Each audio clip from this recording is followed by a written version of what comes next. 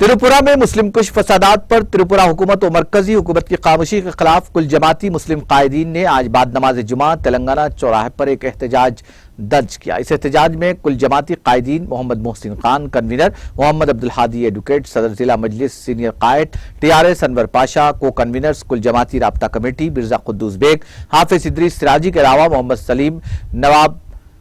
ताज Deccan society मकसूद बिन Ahmad Zakir advocate, सदर youth मजलिस कौंसलरान बल्दिया सैयद सादतुल्लाह हुसैनी, मोहम्मद शब्बीर अहमद, मोहम्मद मुनीरुद्दीन, सैयद मोहसिन, मोहम्मद मुजम्मिल मोहिउद्दीन, सैयद अफरोज शाह, कारगुजार सदर मरकजी जलसे मिलादुन्नबी कमेटी, मोहम्मद जहांगीर बाबा साबिक councillor, Mohammed Ibrahim Qadri, Mir Shoaib Ali, Gurumurthy CPM secretary, Mohammed Khalil comrade के अलावा सैकड़ों की तादाद में नौजवानों ने शिरकत करते हुए अपना एहतजाज दर्ज करवाया।